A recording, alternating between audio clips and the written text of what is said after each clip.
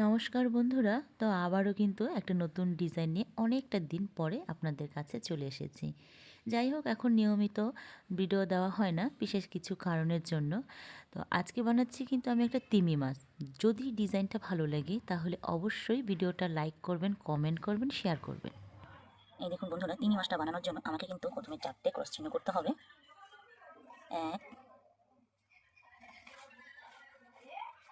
2,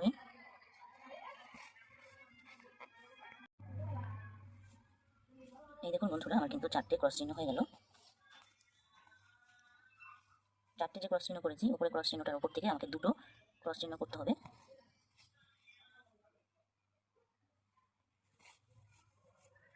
1,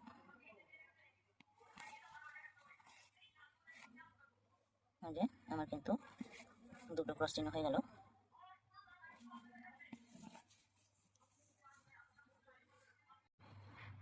দুটো যে ক্রস চিহ্ন করেছি তার উপরে ক্রস চিহ্নটা আমাকে উপরে একটা ক্রস চিহ্ন করতে হবে।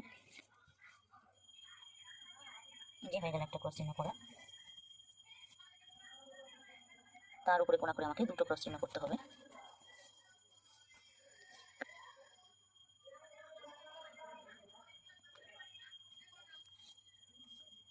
1, 2, এই যে দেখুন আমার কিন্তু দুটো ক্রস চিহ্ন হয়ে গেল। 1, 2 দুটো যে ক্রস চিহ্ন করেছি, শেষের ক্রস চিহ্নটার উপরে আমাকে সোজা 8টা ক্রস চিহ্ন করতে হবে। তো সোজা 8টা ক্রস চিহ্ন আমি এখন করিনি।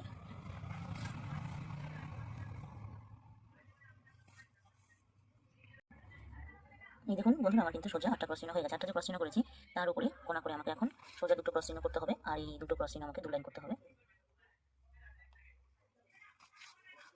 1, 2, তো আরেকটা লাইন আমি করে নিচ্ছি।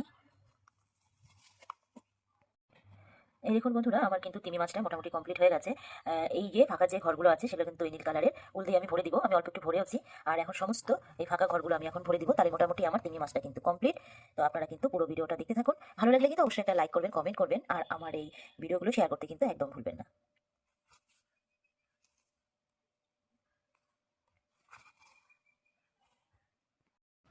ফাইনালি এই দেখুন বন্ধুরা, আমার কিন্তু তিমি মাছটা বানানো হয়ে গেছে। তো কেমন হয়েছে ডিজাইনটা অবশ্যই কিন্তু আমাকে কমেন্ট করে জানাতে ভুলবেন না। দেখা হচ্ছে নেক্সট ভিডিওতে।